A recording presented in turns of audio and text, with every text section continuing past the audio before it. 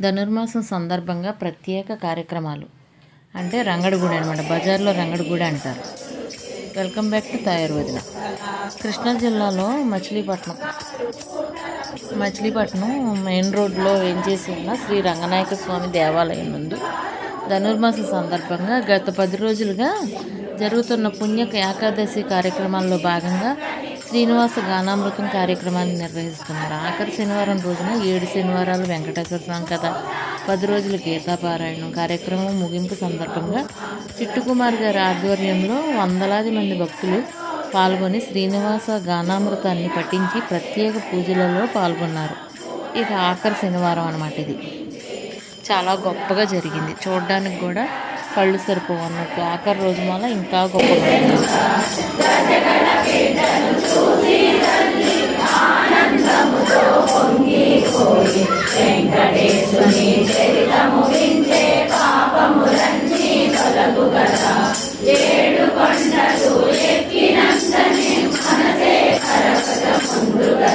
శ్రీనివాసుని పెండ్లి పిలుపు.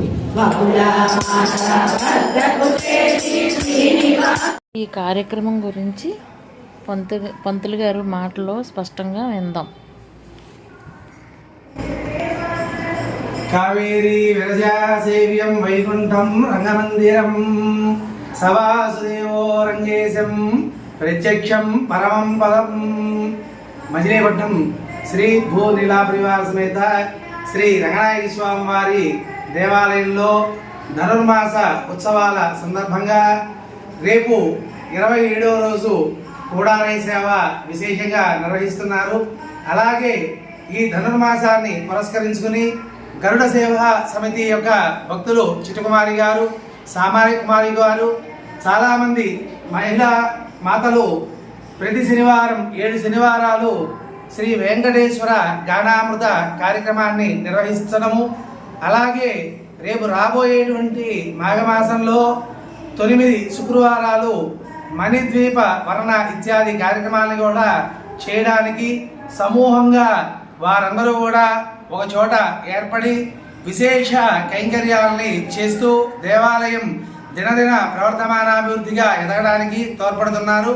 వారి వల్ల దేవాలయంలో విశేషమైన కార్యక్రమాలు జరుగుతూ మంచి కీర్తి ప్రతిష్టలకి కారణమవుతున్నారు. వారందరినీ శ్రీ రంగనాయక స్వామి వారు చల్లగా ఆశీర్వదించవలసిందిగా మరీ స్వామిని కోరుకుంటున్నాం. స్వస్తి.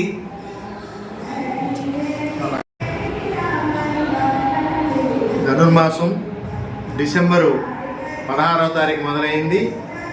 అలాగే ఈ యొక్క ధనుర్మాసం ఉత్సవాలలో అతి ముఖ్యమైనటువంటి ఘట్టం ఒకటి ముక్కోటి ఏకాదశి జయప్రదంగా చేసుకున్నాము. భక్తులు కూడా విపరీతంగా వచ్చారు. ఎంతమంది భక్తులు వచ్చినా సరే దేవాలయం కాసుకోవడానికి రెడీగా ఉంది. ఆ రోజు కార్యక్రమం జయప్రదమైంది. తదుపరి మళ్ళీ కూడా 14వ తారీఖు స్వామివారి కళ్యాణ మహోత్సవం, ఆండాళమ్మవారి రంగనాయక స్వామి ఆండాళమ్మవారికి కళ్యాణ మహోత్సవం ఉంటుంది.